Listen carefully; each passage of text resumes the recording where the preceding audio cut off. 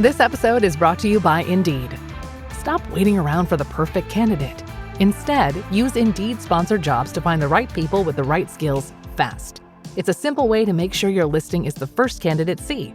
According to Indeed data, sponsored jobs have 4 times more applicants than non-sponsored jobs. So go build your dream team today with Indeed.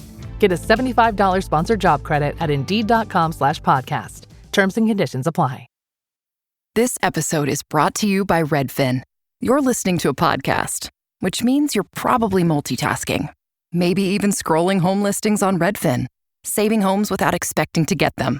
But Redfin isn't just built for endless browsing. It's built to help you find and own a home. With agents who close twice as many deals, when you find the one, you've got a real shot at getting it. Get started at redfin.com. Own the dream.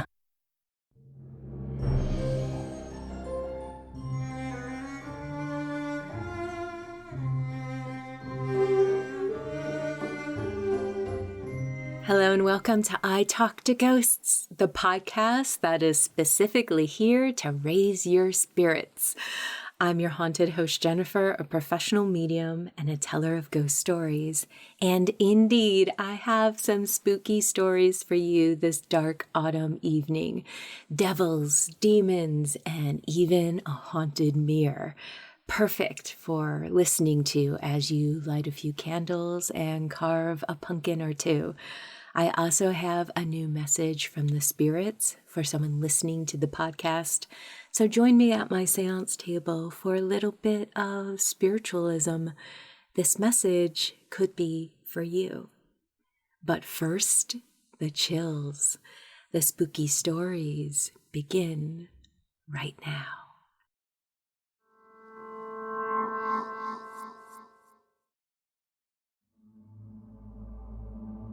I remember this creepy event still very strongly because it was one of the most scariest moments of my life.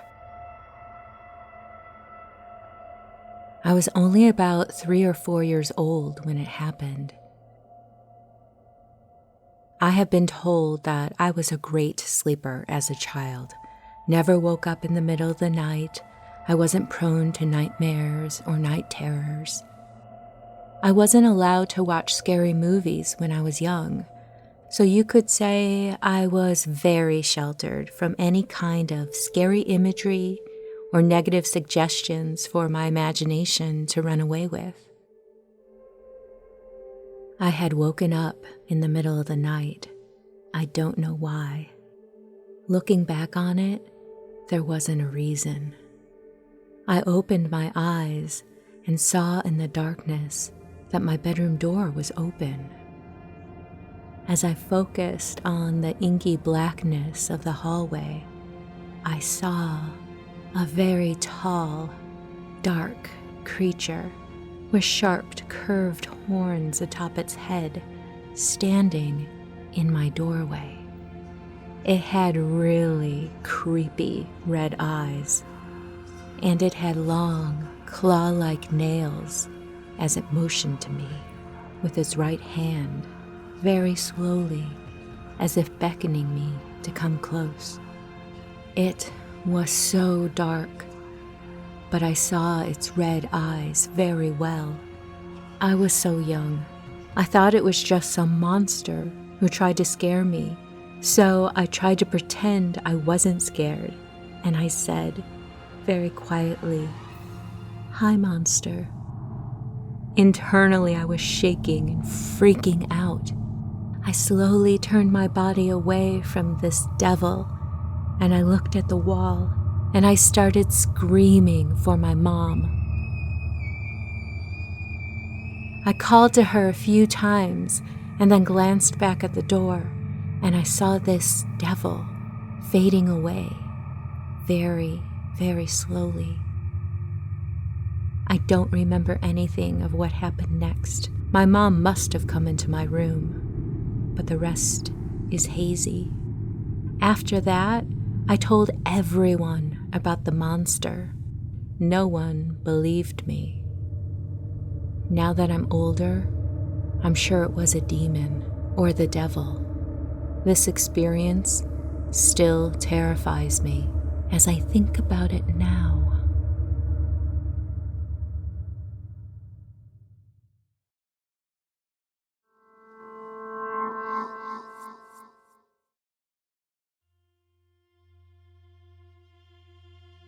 I was a teen when this happened to me, 3 months after my family moved into a new home.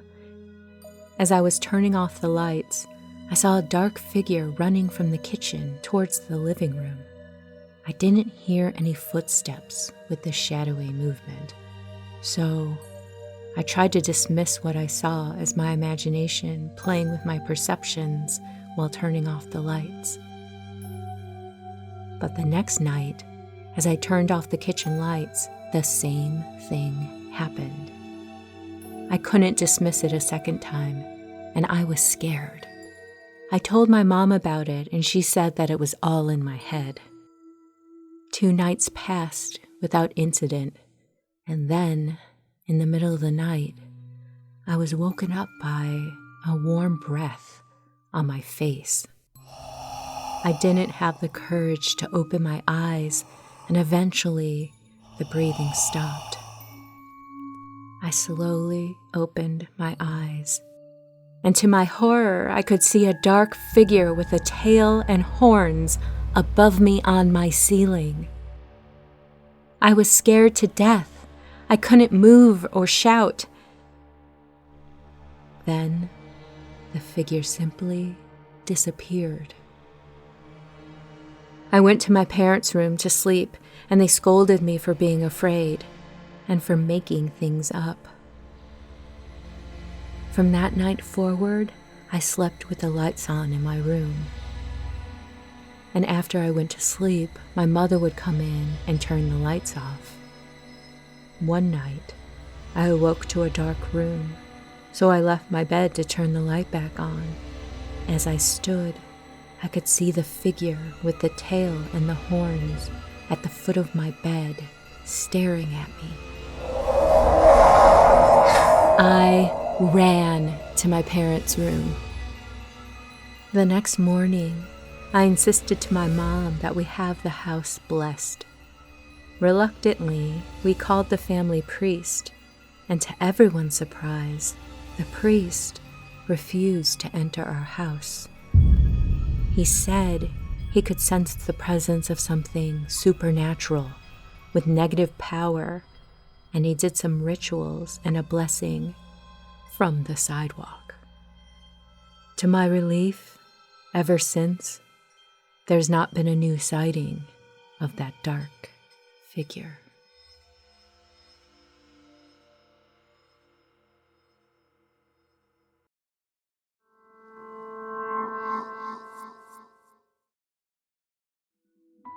We were planning a trip to stay at my grandmother's house that my father had spent a large amount of time in as a kid.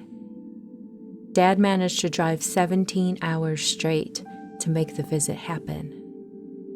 Understandably, he was tired after the drive. My siblings and I all started to tuck in for the night, and my father checked in on us before going to bed himself. As he was talking, he stopped himself and pointed to the large mirror in the room and told us to cover it or, quote, "You'll have nightmares." Now, nightmares from a mirror of all things sounded a little fun to me, but my brothers, who were also sleeping in the same room, asked me to cover it. So I did. The next day, I asked my dad about the mirror, and he said ghosts use it as an entryway. A week later, I brought it up with my grandmother, and she scoffed, saying, "Oh, this house isn't haunted." I agreed, but I told her that the reason I brought it up was because my dad told me to cover the mirror. My grandmother then changed her expression and said, "Oh, the mirror." Apparently, that mirror came from her grandmother. She had worked as a nurse and had taken in those who could not pay for care during their last days. So, she had made her home into a hospice. In a hushed tone, she admitted to me, those who stayed in that room with the mirror saw things. A lovely old lady saw and heard a young woman come into her room and play the harp. She was thankful for the lovely songs, but no person was known, nor was there a harp owned or heard anywhere else. A young boy found an older boy who played games with him and had remarked that he really knew his games. Lastly, a terrible woman who argued and had issues with everyone daily had a visitation, and her own words were that the devil had spat fire at her.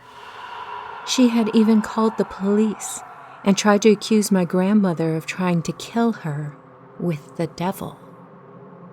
My mother also claims to have seen the same young lady who played the harp, and my grandfather admitted once had seen, quote, that devil guy. My grandfather described him as a red man with horns that was too tall for the room and had to bend his neck down as it was taller than the ceiling height. The devil figure had stared down at him with piercing eyes and simply asked, "Why are you here?" During the rest of the visit, I kept that mirror covered.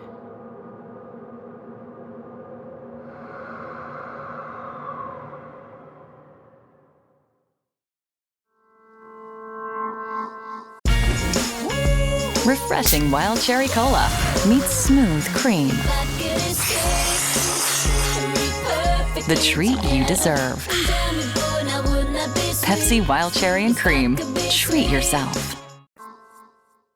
Spooky season is upon us. Listen to I Talk to Ghosts for an atmospheric chill and to never feel alone, knowing the spirits are always around you. The autumn months are the perfect time to share and recommend this podcast to your ghoulish friends. Thank you for supporting the podcast and sharing the spooky.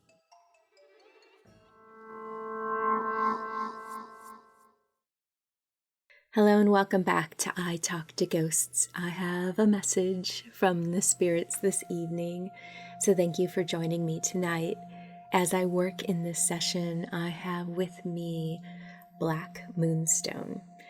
Black Moonstone shares the same compassionate and loving energies as regular moonstone. It's also a wonderful aid in helping you explore spirit realms and higher consciousness. That's Black Moonstone.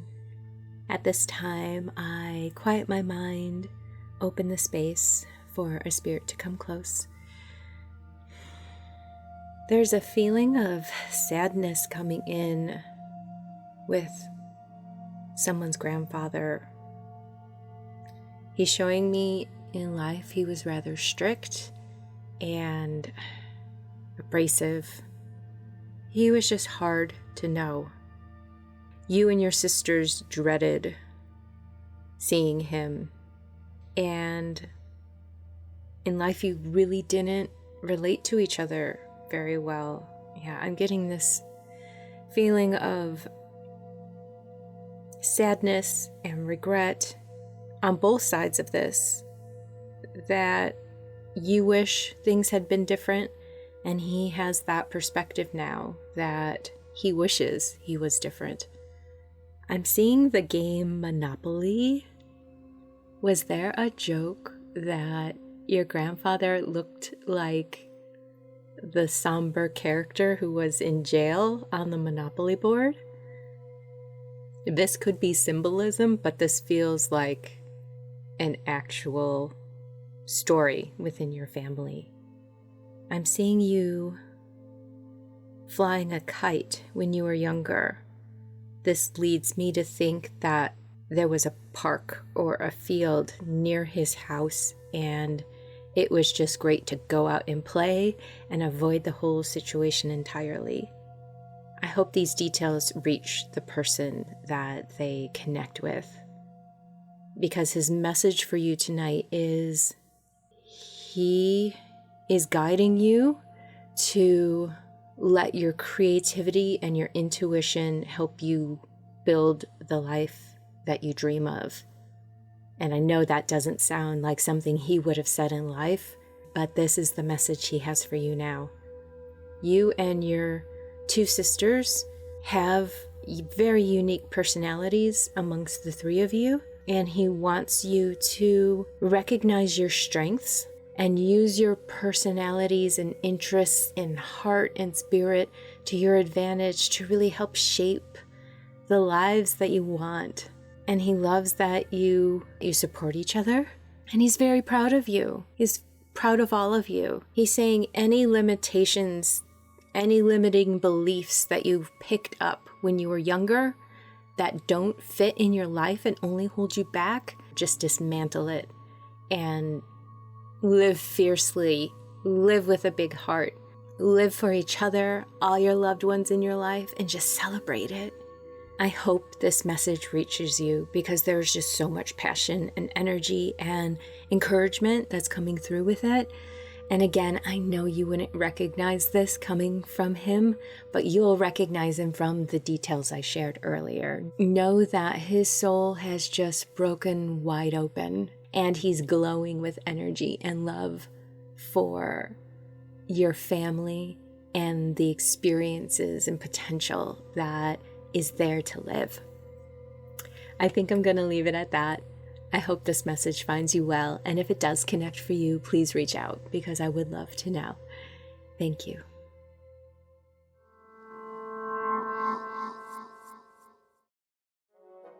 Would you like a free spirit reading with me and record your reading for the podcast? Sign up for your chance to be selected by visiting italktoghosts.com/guest. And as an added bonus, if you don't want to leave your reading up to chance, I'll let you in on a secret. There's a discount offer to book a private session with me, so you can book a date and time for certain. Visit italktoghosts.com/guest for more details. And with that, dear listener, we've reached the end of this episode of I Talk to Ghosts. I hope you've enjoyed the spirit work I shared with you at my seance table, as well as those spooky, creepy stories that were perfect for this autumn evening. Have you ever had an experience similar to the ones I shared? Please reach out. I would love to hear your story.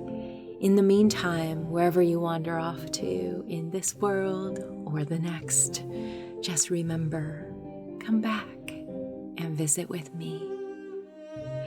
Have a lovely evening and good night. Starting a business can seem like a daunting task, unless you have a partner like Shopify. They have the tools you need to start and grow your business. From designing a website to marketing to selling and beyond, Shopify can help with everything you need. There's a reason millions of companies like Mattel, Heinz, and Allbirds continue to trust and use them. With Shopify on your side, turn your big business idea into... Sign up for your $1 per month trial at shopify.com/special offer.